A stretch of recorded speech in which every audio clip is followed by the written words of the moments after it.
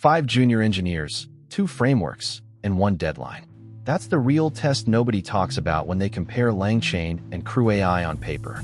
Benchmarks and star counts don't matter when the person writing the code has never built an agent before and just needs the thing to work. Let's start with what actually happens on day 1. A junior engineer opens LangChain and immediately faces a sprawling ecosystem. Chains, agents, tools, memory, retrievers, LCL, and a dozen integration packages that all update on different schedules. The power is undeniable, but so is the confusion. I watched a 5-person team spend most of their first afternoon just figuring out whether they should use create_react_agent, an agent executor, or the newer LangGraph approach. The documentation shows 3 ways to do everything, and juniors don't yet have the judgment to pick the right one.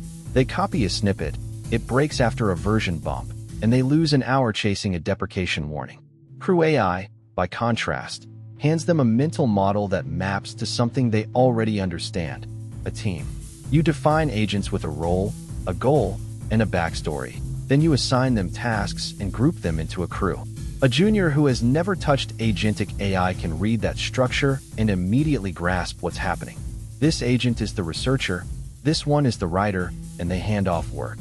That conceptual clarity is worth more than any feature list, because it lets people reason about the system without a mentor standing over their shoulder. But here's where the story gets complicated.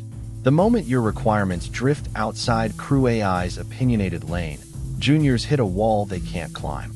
Say you need fine-grained control over how one agent's partial output feeds into a conditional branch, or you want to inject a custom retry policy on a single tool call. In CrewAI, that often means fighting the abstraction or dropping into internals the docs barely cover. LangChain, for all its early friction, gives you the escape hatches.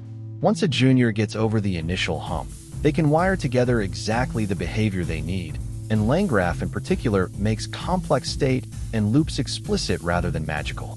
Debugging is where the 2 frameworks really separate the survivors from the casualties. When a LangChain agent misbehaves, you can turn on verbose tracing or plug in LangSmith and actually see every prompt, every tool call, and every token. For a junior, that visibility is a lifeline. They can point at the exact step that went wrong instead of guessing. CrewAI has improved its observability, but when a crew silently produces a mediocre answer, juniors tend to stare at it blankly because the orchestration hides so much of what happened underneath. Now factor in the thing every engineering manager forgets: velocity versus ceiling. With CrewAI, my hypothetical team of 5 ships a working prototype by the end of week 1. Morale is high, the demo looks great, and everyone feels productive.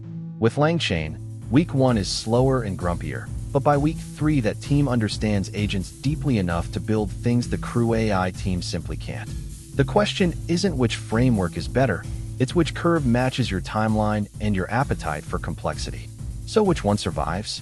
If your juniors are shipping a focused, multi-agent workflow on a tight deadline, and you value momentum, CrewAI keeps them moving and confident. If you're building a long-lived product with unusual requirements, and you can afford a rougher first 2 weeks, LangChain rewards the investment and won't box you in later. The framework that survives is the one whose weaknesses you can afford, not the one with the prettiest homepage. Pick based on your deadline and your ceiling, staff a mentor for the first sprint either way, and tell me in the comments which one your team would actually survive.